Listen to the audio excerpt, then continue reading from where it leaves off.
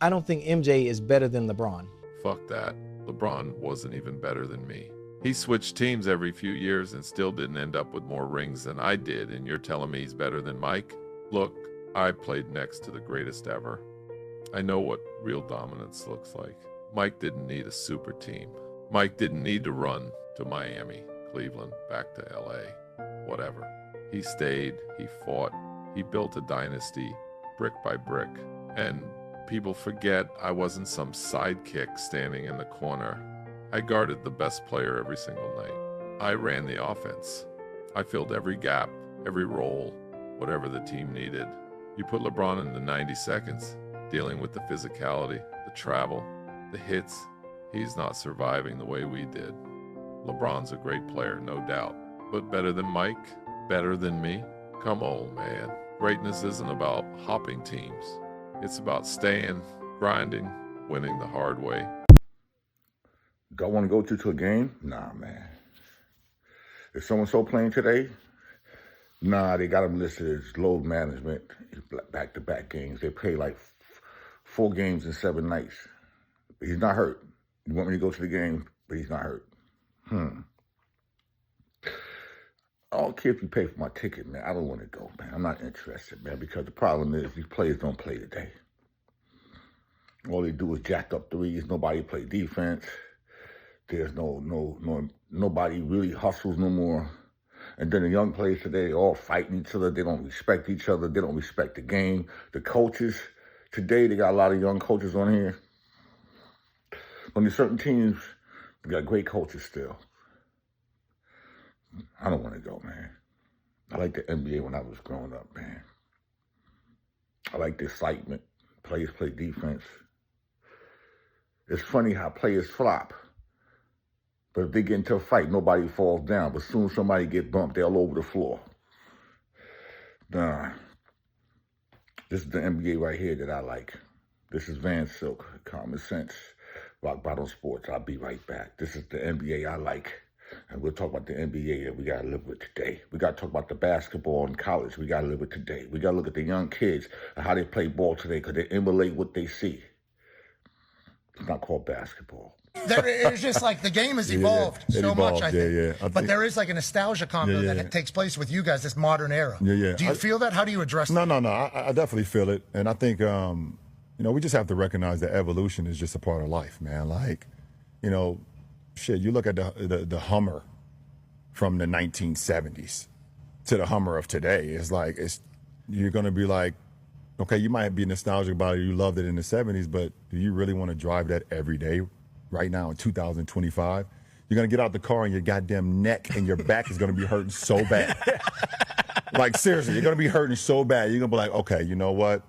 This might be just a Sunday chill car. Like, I drive it up the street, get some ice cream, come back home, but I can't. Refill it because it gets 2 miles. Yeah, exactly. I got to just start it up, let it just crank the gas for about 2 hours just to make sure it's still running. But we have to understand that there's players and eras and things of that nature. Like, we get it, but you watch some of the NFL games as well from the 70s and the 80s, and you got Jack Lambert and those guys coming through like completely decapitating people, murder. Ronnie Lott tore his pinky off and then went to the sideline. Was like, just tear the rest of it off. I'm getting back out there. I get it. Like, those are nostalgic moments, but like the game is different, and we should respect all eras in that era. We can't be saying, okay, just because Wilt was great in the 60s and 70s that he'll be great now. And we also can't say that some of the guys now will be great. It is what it is. Respect that era and we move on. But every single day that he's better, he's not better, he wouldn't. You trying to tell me Giannis wouldn't be able to play an NBA game in the 70s? I think Ncaa, he wouldn't be able to do it. Neither would you. Giannis Antetokounmpo would have 250 points in a game in the 70s. 250. Is that Kuzi? When was Kuzi playing? Kuzi's 50. Dude, Kuzi's locking up fucking Giannis, brother. He's saying 70s, not 50. And that's no disrespect. Like, it's no disrespect. But, like, seriously, like, Kyrie Irving, Like they would have called him a witch. They would have called him a witch. No, they would have told Kyrie, you're not. You know how they used to tell Lou Alcindor at the time that he couldn't dunk in high school games? Yeah. They would have told Kyrie, you're not allowed to dribble anymore. That's what they would have told him. Dribbling is out rude. LeBron James likes to disrespect a lot of the guys in the past. He said, well, Giannis will score 250 points if he was playing in the 70s. There's no way in the history that Giannis is scoring 250 on Will Chamberlain. Chamberlain may have 15 blocks that game against Giannis. And Giannis can't even score? I mean, he can't shoot? If that was the case, if LeBron came out in the 70s, he would go to college, sit out the first year, like Pistol Pete did, and play for 3 years after that in college, and then get drafted. Because of his size, he'd be playing the 4. He won't be able to do what he wants. So LeBron saying that Giannis will have 250 points in the 70s. I don't think that he would, though. I think Giannis would have like 17 points. I think you tripping. Playing in Chuck Taylors. Could you play in Chuck Taylors? I can't play in a lot of shoes, though. So you can't play in the 70s, bro? The skills ain't going to translate. As if 55 years of basketball play did not change the skill level, did not change the fitness level, did not change the understanding of the game. Those last 55 years, all of those things have changed. Nobody said, hey, if you take Giannis, put him back in the 70s, but you have to now make him a 70s basketball player. That wasn't the point. The point was, if you take Giannis Antetokounmpo, who he is today, and he played in the 70s, he'd have 250 points. Google got better with time. Facebook, MySpace went away. Everything gets better with time. But for some reason, when we're talking basketball, it don't get better with time and everything's equal to what it was before. And that's just not the case. It's no disrespect to players of the 70s, but everything has changed. Everything. We don't play the same game of basketball that they played in the 70s. There was no three-point line. There was no defensive 3-second. Now, you take these skill sets of today and put them in that era, I'm sorry, it's going to be hard for them players in the 70s. Do I want to go to a game? Nah, man. If so-and-so playing today, nah, they got him listed as load management, back-to-back games. They play like 4 games in 7 nights. But he's not hurt. You want me to go to the game, but he's not hurt. I don't care if you pay for my ticket, man. I don't want to go, man. I'm not interested, man, because the problem is these players don't play today.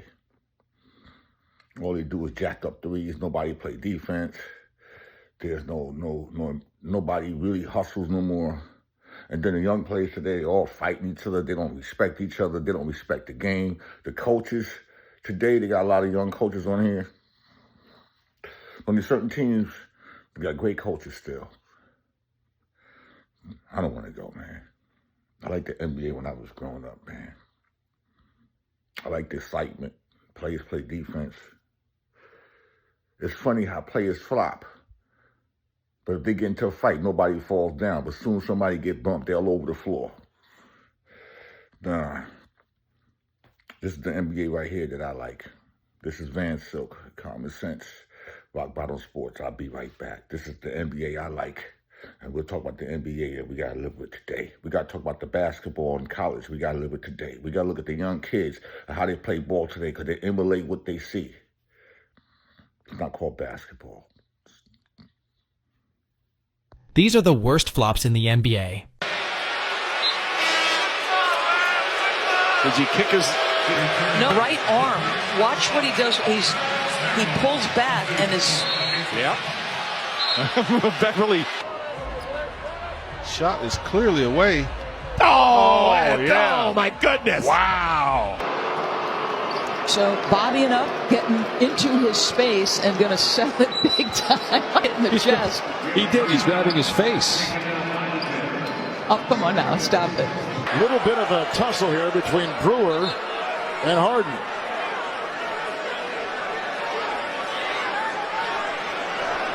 I mean, man, I didn't think there was a whole lot of contact.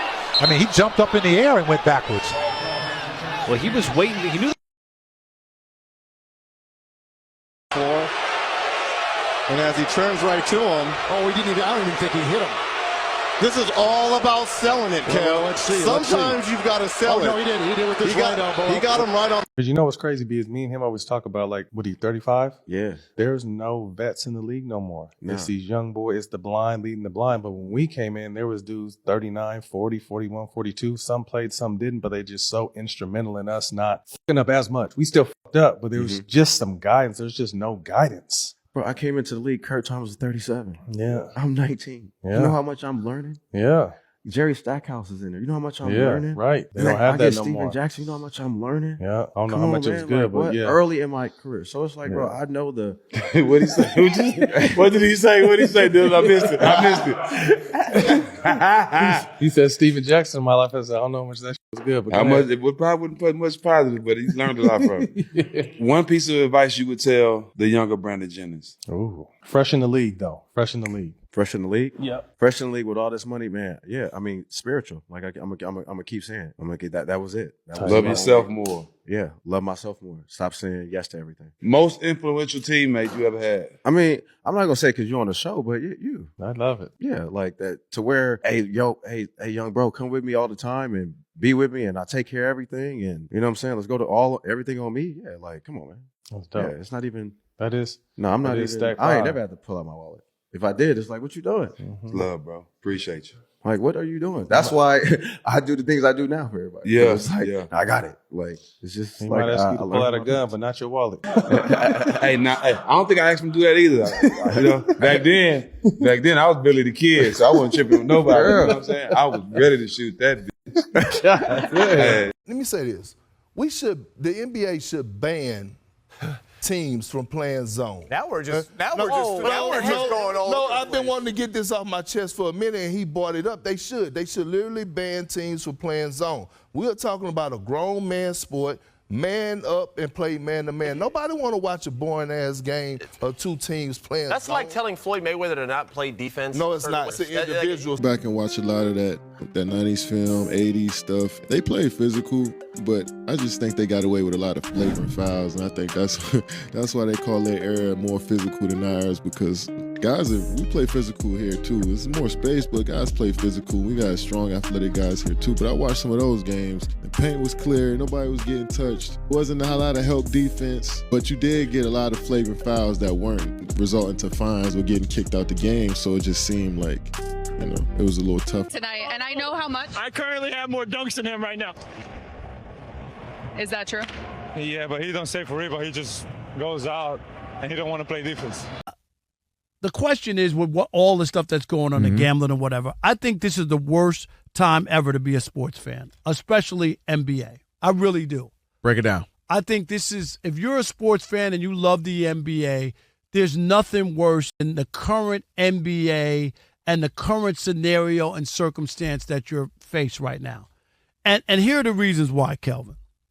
Style of play. All the threes, all that, just the style of play isn't basketball that I love to watch and watched all these games. I don't want to see teams taking a million threes. We've seen it. The NBA All-Star Game, scores over 200, no defense. We used to watch the All-Star Game. It was never this bad, okay? Load management. Guys decide they just don't want to play. Teams are arresting people paying $500 for tickets, and the players decide they don't want to play. They don't want to play back-to-back. Michael Jordan, this last season in the NBA, played all 82 games. This is the mess we're treated to in today's NBA. He's a shooter, right? Oh, it ain't over yet. And you thought it was over, but it ain't over. Look at this shot right here. He poses everything. Ooh, air ball. That's what we have in today's NBA. Everybody's a shooter. I can't be the only one struggling to really get into the NBA this season. This has been my favorite league forever, and this year something's just missing. What makes the NBA so great is you're watching the best of the best every single night. But this year, so many of those top players just aren't playing. Obviously, it started with the Halliburton injury. No Jason Tatum this year after getting hurt last year. Damian Lillard's injury has completely taken the Bucks out of play. No Jimmy Butler takes away any threat of Steph and the Warriors. No Fred VanVleet makes the Rockets a good team, but they're still struggling to reach that great level. And even the teams that you think would be elite this year, the Cavs, the Knicks, they don't have it. The Lakers are just a miserable watch night in and night out. It's like you're watching toddlers complain to their parents every single play. And I hate to be this guy. I have been talking about how we need more positive coverage of the NBA for so long, but this year I am just really struggling. And I think partly that's because it's like a 4-team race in the West. And even of these 4 teams, I don't think the Thunder are losing to anybody on this list except for the Spurs in the playoffs. And in the East, you got like 3 teams that can realistically make a run. And even then, I'm not picking the Celtics without Jason Tatum. And even then, I feel like I'm watching a 3-team race across the entire league, and 2 of those teams are in the West. Don't get me wrong, there are still great storylines, and I'm going to cover this league as best I can going forward. But given how great the product was for the last 4 or 5 years, what we're getting now is just not the same. I love the game, but I don't think the current players love the game. I think they love what they get out of the game. See, I didn't play for money. I played to have my name with the gods. Like, if you would have gave me $40,000 for 10 years, I still would have played. So a lot of these guys want to make 200, 300 million, but they don't give the fans what they deserve. You shoot 100 threes rather than going to the hole and tearing the rim down. So I don't think they love the game. They love what they can get out of the game, though.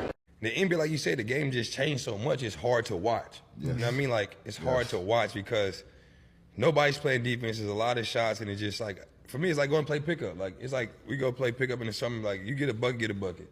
Go one-on-one, go one-on-one. So that's just all it is. Don't scroll. Stick with me on this one because I would love your opinion. In all my conversations with coaches, I remember most of those talks were always about teaching the game. Now it feels like it's more about managing feelings than basketball.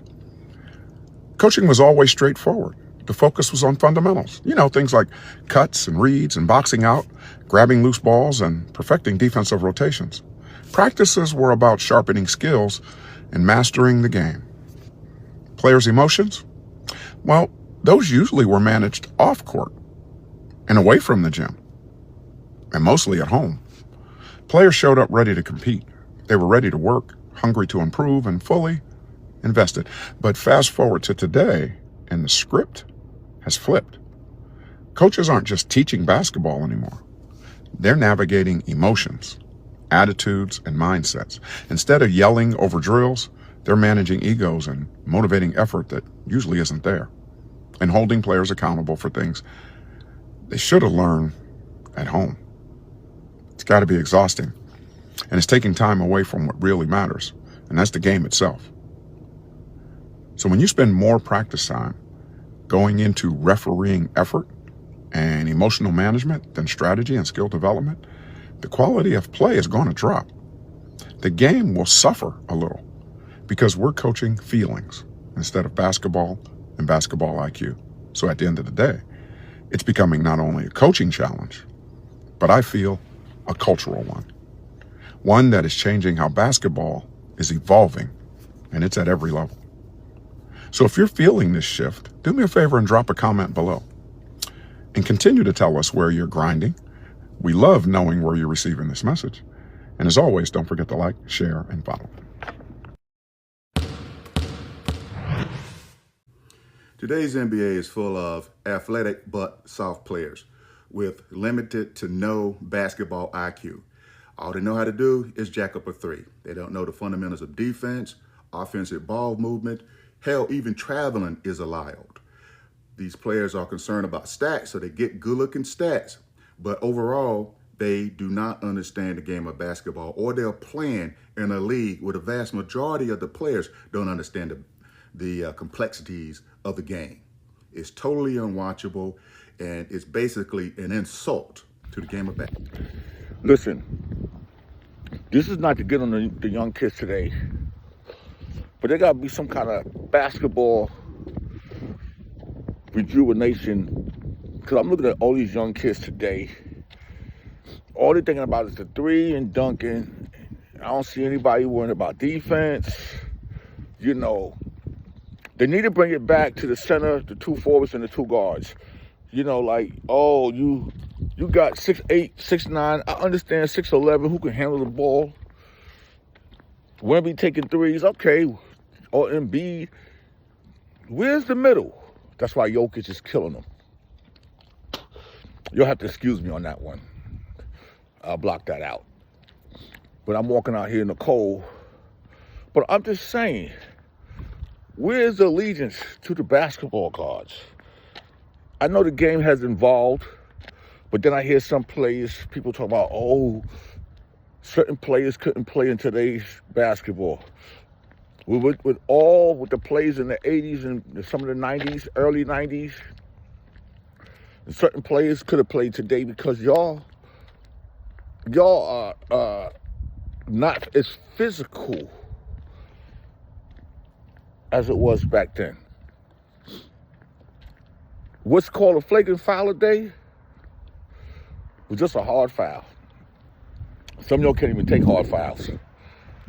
Because if you had to get fouled by a George McGinnis or Charles Oakley or the brothers that played on Indiana, or even the Tree Rollins, you got foul, don't come down the middle.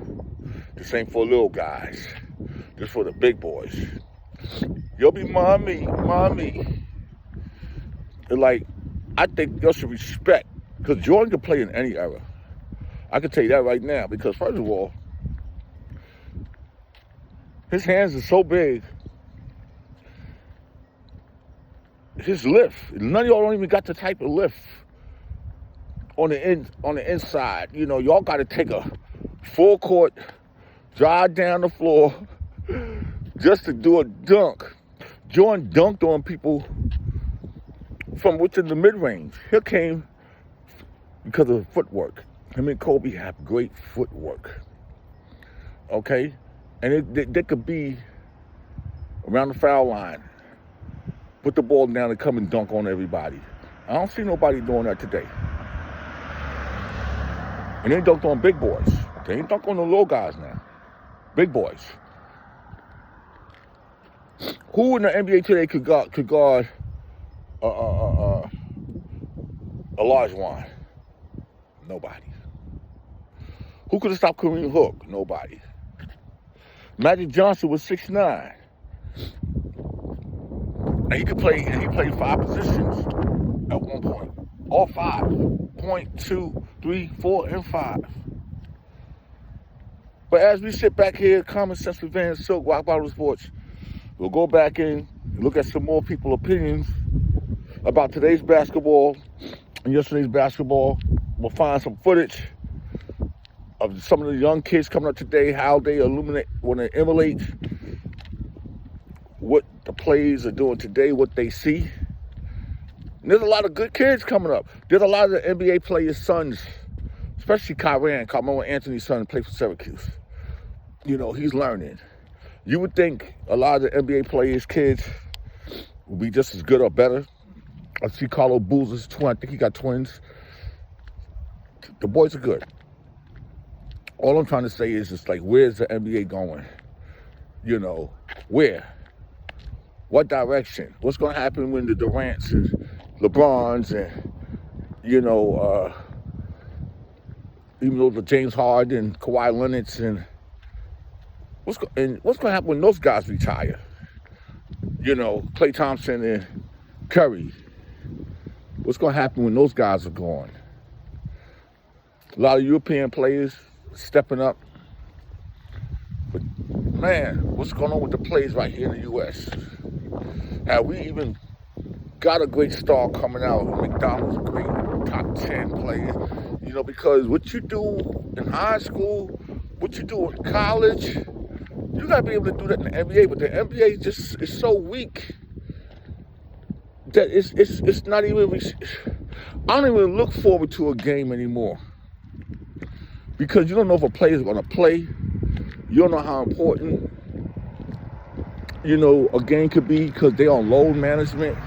With all this money they're getting, you know, they're complaining about back-to-backs and playing 4 games in a week. You're getting paid all this money to play, and you're in street clothes. I even get to the point that I feel certain players are faking injuries. I remember in the late 70s, they used to have the IR list, the injury reserve list. If you took off a game, you had to miss 2 games. You know, sometimes some teams only come into a city twice a year or once a year, and the player you want to see on the opposing team is in street clothes. You can't even get a refund. Don't think about it. Basketball in 2026. This Van Silk, I'll be back. We would go into New York City. I was never afraid of playing in New York City.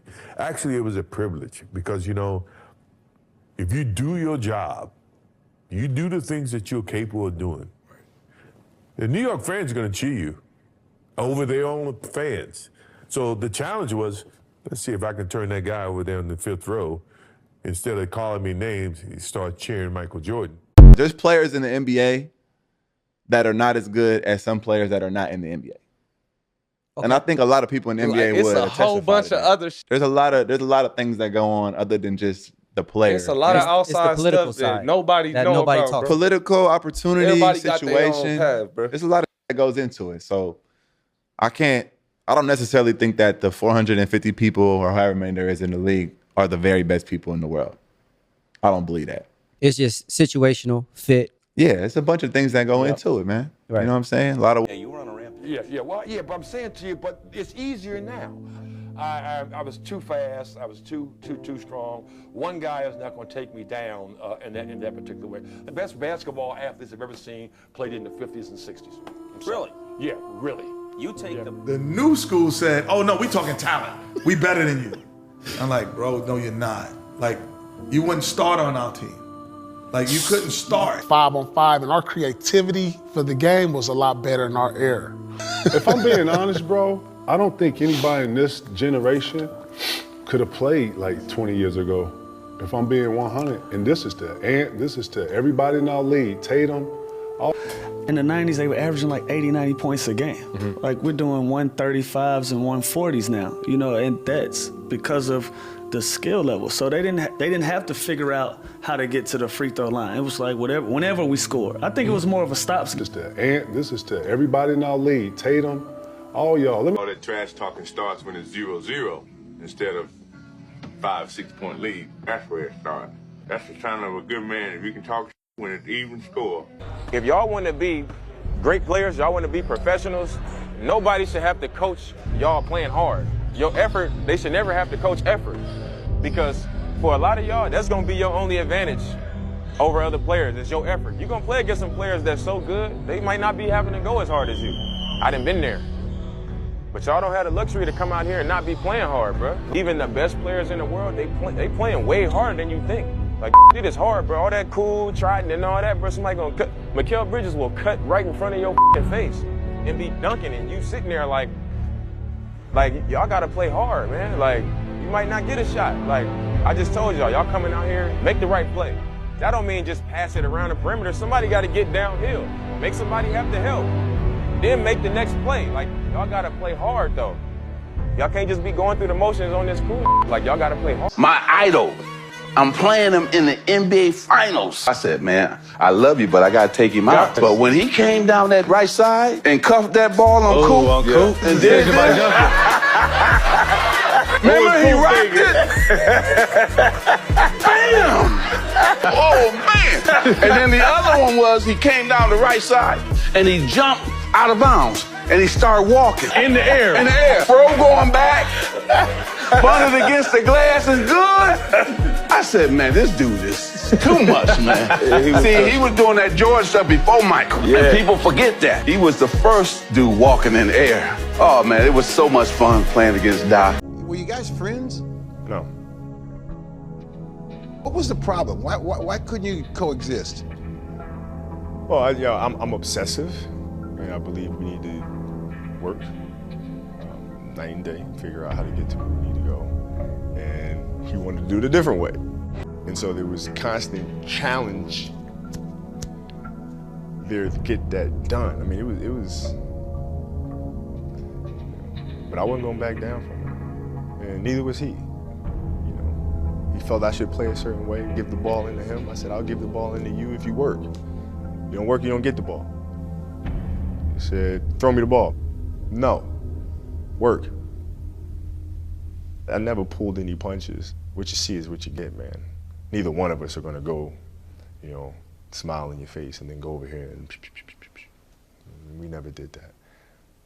We'd say it right to each other, man, and be done with it. Now let's go. What do you think about the NBA now? I think the NBA soft. I don't watch it. Like, when you guys played, Jordan, Pippen, you, Malone, those were the times. Allen Iverson to a later degree. But after that, it's just like the ratings are down. So the ratings are down, I think, 5 to 10%. Even this past NBA Finals dropped 10% from last year. Like a million? Yeah, a million plus.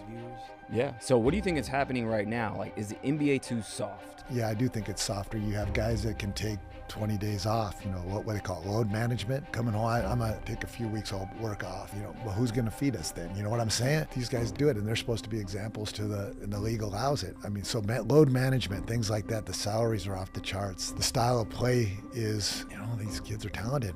Man, they can make shots, and because they make shots, everybody thinks they should be taking them, and so it's just throw it out. There's less strategy, there's less physicality, the safety, again, kind of back to the COVID thing. Safety is more important than the game. And first, I think people are looking for gladiators out there, and they want you to go to war, and they want to see you do what they can't do, not go out there and shake hands and hug each other and shoot jumpers. Yeah, everybody's like so kissy and like, oh, this is my buddy. It's like, no, go out there like you're my enemy. We're going to war. We had teammates that were on another team the next year, and literally you wouldn't even look them in the eye back in the day. You just, okay, let's go. Yeah, I love that. I love it. Oh, I love That's it. how we used to play. Exactly. Yeah. Gritty. And I don't think it's like that anymore. And here's the thing. I'll be very candid. So with LeBron, he's probably the most athletically gifted athlete we've ever seen. But the fact that he's so soft, I mean, it doesn't do anything for me. I mean, he's 6'8", 250. He's super fast, can pass, shoot, everything. Incredible. But it's just like flops. Yeah. Come on, man. Shit ain't even fun no more to me. Honestly, it's not even fun. The NBA done fucked up the NBA All-Star format. I don't even know what's going on no more. This shit a joke. MJ rolling over on this motherfucking golf course right now, man. The NBA is a joke. That's why the viewership is down, man. The viewership is down because the NBA is a joke. They ain't playing no defense. All they doing is shooting threes, and they sitting out games bullshit, man. I'm from that era where nobody wasn't sitting out. Motherfucker, we playing each and every motherfucking night. I don't care if a bone broke in my back. I'm playing. They ain't doing that no more, man. The NBA nigga treated like how Walmart treat they people out here. You ain't got no more PTO and sick days. Your ass out of there. No, I'm not working 9 to 5. I'm telling you, I kept PTO and sick days. Shit, I went to work and stacked up on my days, man. Some people who didn't have days, and when they miss work, they can get paid. They didn't get paid. It wouldn't surprise me if the refs had time looking at their picks. I'm just saying. Who's to say they not? While we on here mad at these players, need to be mad at these motherfucking refs. One of my biggest regrets, and Steph, I'm sure you would have been the light-skinned man either way, but I feel like when you came to the Garden and I let Raymond Felton's pride get in the way and he had 50, I feel like that's when you decided you was just gonna rape the league. I could have ran up to Raymond like, hey, G, you're guarding who else? The fuck else? But I'm now guarding Steph 94 feet. Raymond said, jump. No, I'm like, bro, he put bullets in us, bro. I'm like, the confidence is changing, G. He going back to Davidson on us, bro. I really felt like in my heart, like we are birthing an animal, bro. He doing the shit that we was like, you can't do that in the league. Before we knew it, the man had 50 and the Garden was cheering for him. And you going too fast shooting that jumper now. That's too much. Yeah, falling and shit. Now he talking to the crowd. He pointing at fans. After that game, bro, he got very disrespectful. Yeah. You know, the light-skinned man, the light-skinned man, the light-skinned. Ball is not the problem with Steph Curry. He's the fucking problem. Steph is most dangerous when he doesn't have the ball. I talked to my teammates today about Steph Curry. In the film session, I had Steph in transition, and Steph cuts back door, and I'm body on body. I didn't look at the ball the whole time. And I know that goes against every coach The ball is the problem. The ball is not the problem with Steph Curry. He's the fucking problem. Steph is most dangerous when he doesn't have the ball. There's not many guys all time in our league that's most dangerous without the ball. I'm telling them, listen, guys, I've been in more than enough wars with those guys. But when Steph decides to cut inside the lane, don't relax. He's coming back up. That's reps and reps and reps and reps of actually guarding something that's uncomfortable. Look at Luka right here. It's okay, Luka, to move your feet a little bit over and help out. Well, what does he do? He just throws up his hand. See, this would be frustrating. So we're going to close this segment out today with the AAU basketball, the players, the league, some of the players that played in the NBA, looking at how players are today, in their opinion, their choice, their answers. At the end of the day, I just look at basketball as a sport. And today, I don't look at it as a sport. I look at it as more of just a one-on-one game. Everybody's trying to pad their stats, and there's no defense. They don't know how to play defense. They don't know how to move their feet. They don't know how to cover. It's a lot of things that nobody is being taught today. A lot of these guys sitting on the sidelines, I don't know who or how they got jobs as coaches. But the AAU program and all this top 10 McDonald's, it means something. But now they're going to start in the AAU all over the place, and they talk about kids in the class of 2035. Like, come on. I think the college basketball need to go back to they need to go back to 3 or 4 years. They need to stop putting these young players in the NBA because these players cannot play basketball. Like I said earlier, once LeBron and Durant and Kyrie Irving and the Hardens and the Steph Currys, and once a lot of these guys leave, the NBA is going to be in trouble.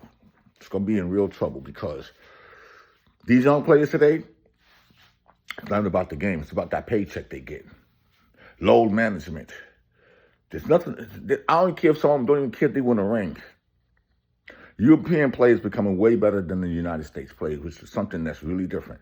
Let's see what's going to happen in the All-Star game when the European players play against the American players. I can guarantee it's going to be a landslide. This is Van Silk about Bottom Sports, Rumble.com. You'll check the rest of this out. Leave your opinion. Have a blessed day. Tired of what y'all got going on. You're a football player, and you're getting out there acting like you don't know what you're doing. Cut in front of it, Jay! Cut in front of the ball! Come out! Come out! What y'all got going on? Making me look bad. Thank you! Hey! Oldfield! Stand there! Take the charge! Go, go, go, go! Go, Jay! You gotta move your feet! Move your feet! Hey, Jay, we gotta go high post. Come on. Hey, come on. Hey, power two! Power two! Why he scared to get the rebound? He just standing there like this. Come on, boy. Go, push it, Jay. Oh, yeah, dude. Deuce. Hey, Deuce, you can't sit back and look. You gotta go with him. Gotta go with him. Gotta go with him. Tired of it. I'll mess your white shirt up, baby. Get the towel. Get it. Whatever you're doing out there needs to stop now, buddies.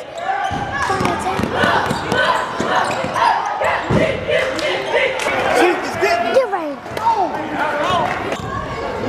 I got two over here. Tired of what y'all got going on. Tired of it. Tired of it. You hear what that boy said?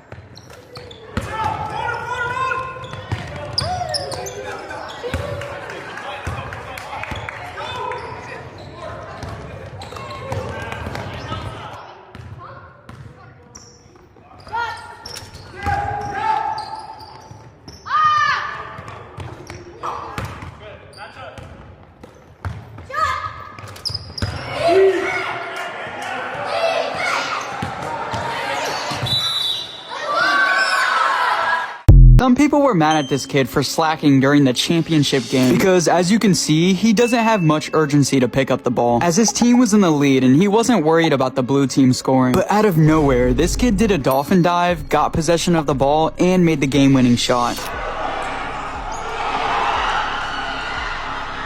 And this kid was getting tons of praise in the comments, with some people saying things like dog mentality and hustle over everything. Do you think this play was tough?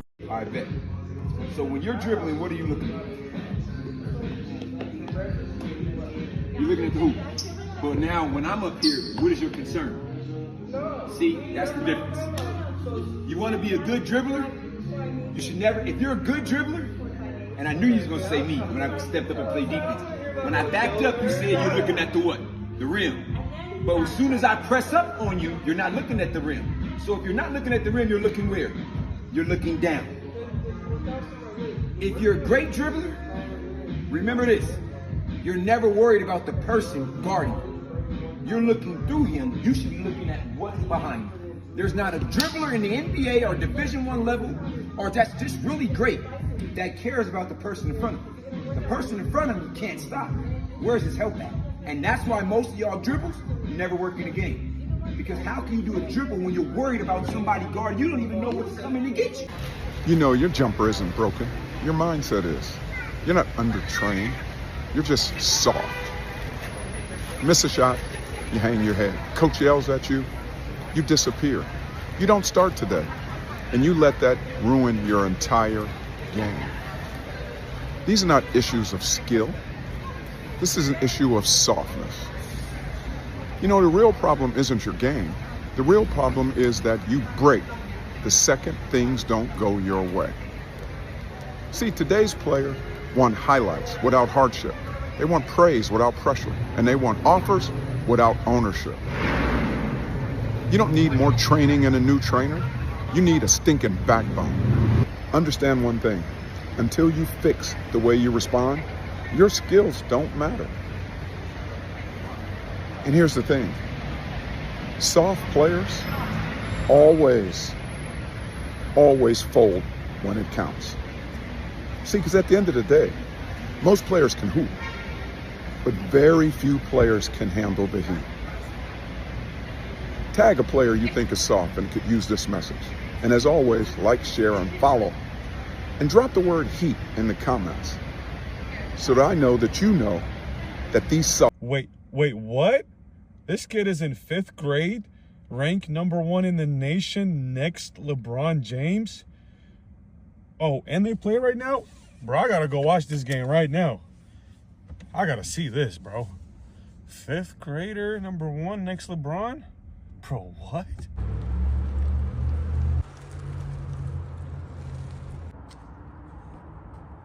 Hey, how you doing, sir? Hey, how you doing? I just need one pass. Came to watch Anthony Jefferson play, huh? Yep, heard he's the next LeBron, so that's why I'm here. There was just an article that came out that said that he has 25 plus high major Division I offers. All right, for one person pass, it's gonna be 125. You said what? 125. I just went and watched LeBron courtside and paid less than that. Well, sir, this is Anthony Jefferson we're talking about here. Next LeBron, bigger and better. Here. All right, thank you. Oh, and by the way, did you park here? Yeah. All right, that will be another 40 for parking. Here we go. How much? Enjoy the game, sir. Running a Ponzi scheme, bro. Yo, I swear, this kid better be good. 1, 2, 3, turn. Wait, what? He's in 5th grade? Hey, listen, let's run Carolina. Bro, that's a whole grown-ass man. Like, he probably got a wife and the kids. Bro, my man's is not in 5th grade. I don't care what you say.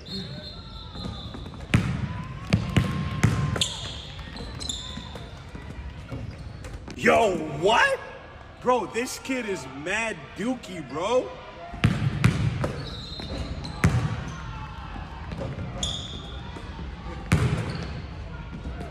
He's just tall and bigger than everybody. Well, pause. Oh yeah, bro.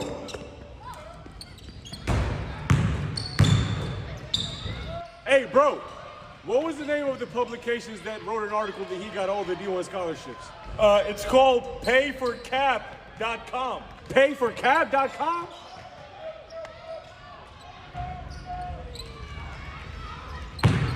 I just paid $165 to get bamboozled. Yo, broski, I need my money back, bro. Y'all out here lying about 10-year-olds, ranking them in the nation. Bro, just give my money back, bro. Sir, I can't give you the refund. We have no refund policy here. Oh, for real? Yes, sir. Half the time, it's the parents nowadays are so fucking money hungry, they don't put their kids in position to have to go through tough times. You have to go through shit to learn. And now we are spoon feeding our younger generation to a level where there's no toughness.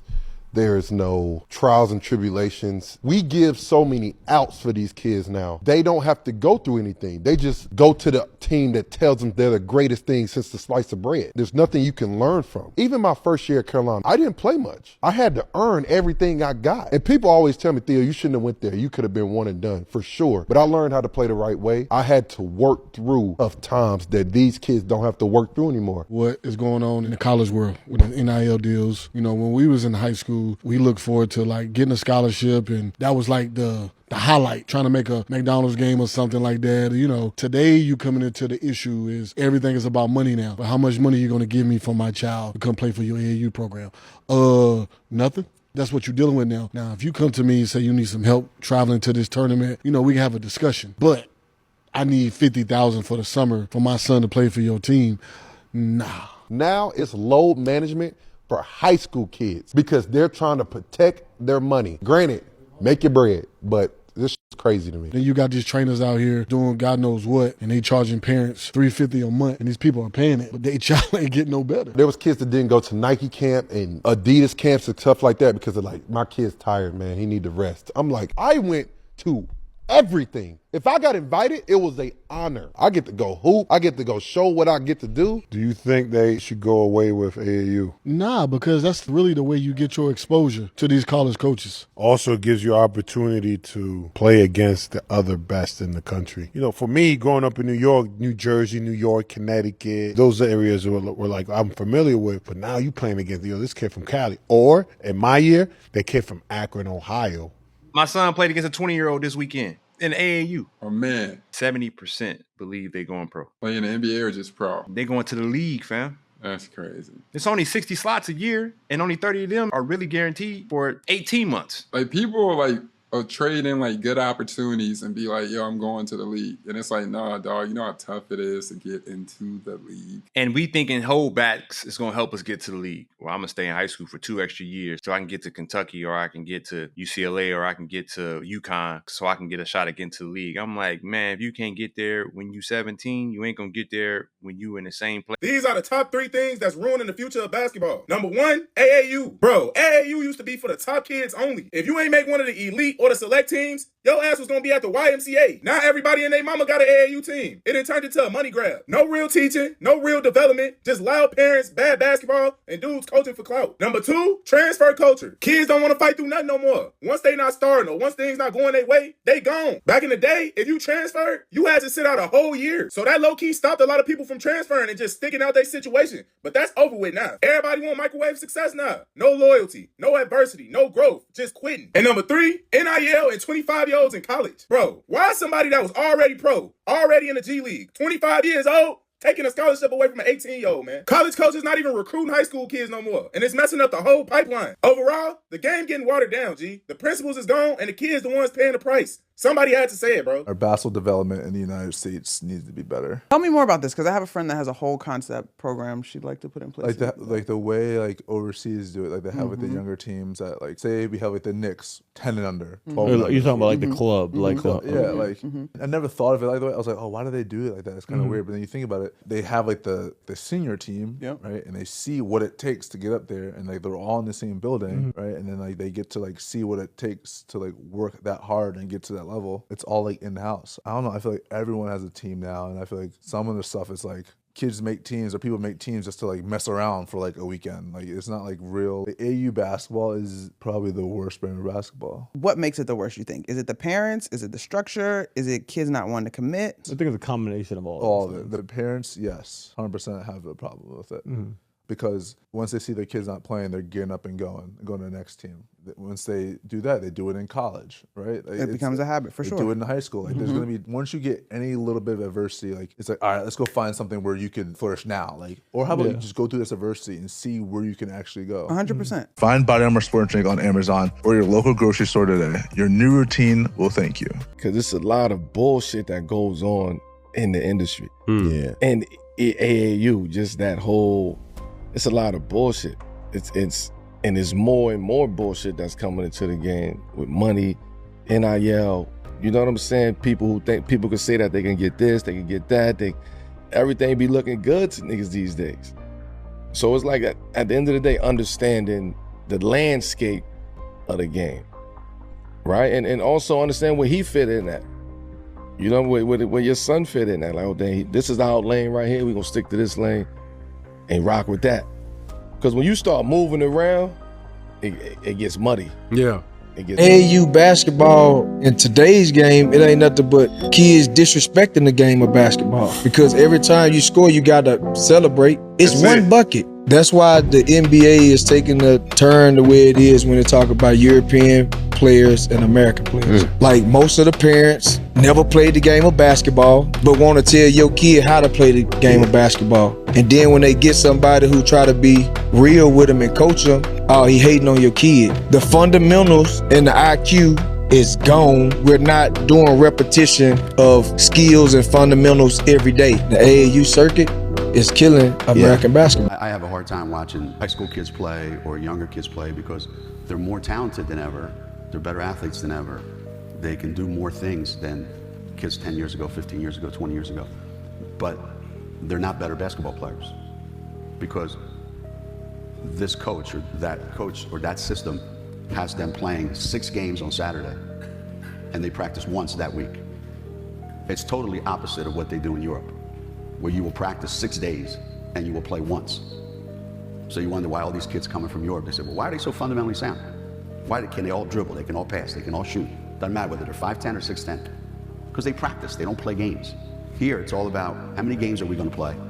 And then are we gonna practice this week? Like I coached the boys AAU team, okay? My son was on. We had 5 Division I players on it. We had 3 kids that went pro. So we went down and played in Orlando in a tournament that all the college coaches go to. And we had a chance that if we won one more game, we would finish 11th.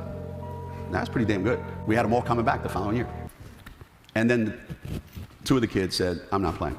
I said, why not? I said, well, I'm playing on another team. Why? Well, it turns out we practice every Tuesday and Thursday like clockwork. Well, the other coach told him, you don't have to practice, just show up for games. Coaches are feeding into this because guess what? A lot, I'm not saying all of them, but so many of the coaches that coach don't have any idea how to be a good coach. It's not even their fault. As an AAU coach, it is very hard to watch high school basketball. I'm tired of these schools letting people who have never coached before coach varsity basketball. I'm tired of coaches that don't know how to teach a zone defense. You don't know how to run a 2-3, you shouldn't run a 2-3. I'm tired of watching these plays that have no ball movement, no movement whatsoever. It's just, the kids just standing there. And I'm tired of these coaches that don't know their players and what they can bring to a team individually. You got shooters, you got kids that'll drive the ball, you got defensive players. But if your program does not work around their skills, but most of all, I'm tired of seeing players look defeated on the court, like they don't trust the program that they're in. These kids are playing way too much basketball. Way too much basketball. You don't need it. We don't need 15 tournaments. Like, you don't need it. I can tell a guy who has pro potential in 2 minutes. Like, we don't need that. So watered down. But there's playing so many games, and it's why a lot of injuries are happening a lot earlier too. You know, wear and tear on that body. Because you don't need. If I'm a top player, I'm not playing every tournament that you got on my schedule for what? It's not going to help. Some of these guys are been playing for the last 3 years. They've been the same person for the last 3 years. It's not changing. Work on your development. Work on your development. Not that. Yep. too many games. I don't care what nobody says. say. I told that to my son. That's why I coach my kids. They're not playing on 2 or 3 different teams. We're not taking all these. Like to me, it's a step process to get there. And even if you're lucky enough to be, help having a father that's in it, there's still no guarantee. But I definitely know the process it's going to take. Not playing all these games is not the step. Yeah. Kobe, you've been pretty critical of the AAU system and the way American players are brought up. Not pretty critical. I'm extremely critical. I hate it. Because it doesn't teach our players how to play the right way. How to think the game, how to play in combinations of threes. And I think everything is it's a reward system. I think coaches who are teaching the game are getting rewarded in one fashion or another. And it's just a showcase. Do you feel like it's absolutely horrible for the game. The young guys that are coming up, do you feel like the game is kind of stiff, whereas when your guys were more skilled? Yeah, but I think that was just by luck in the generation that I grew up in. You know what I mean? Because like my generation is when the AAU basketball really started becoming shit. And I got lucky because I grew up in Europe. Right. And, everything there was still fundamental. So I learned all the basics. And I think we're doing a tremendous disservice to our young basketball players right now. And that's something that definitely needs to be fixed. And it's going to be one of the things that I definitely focus on.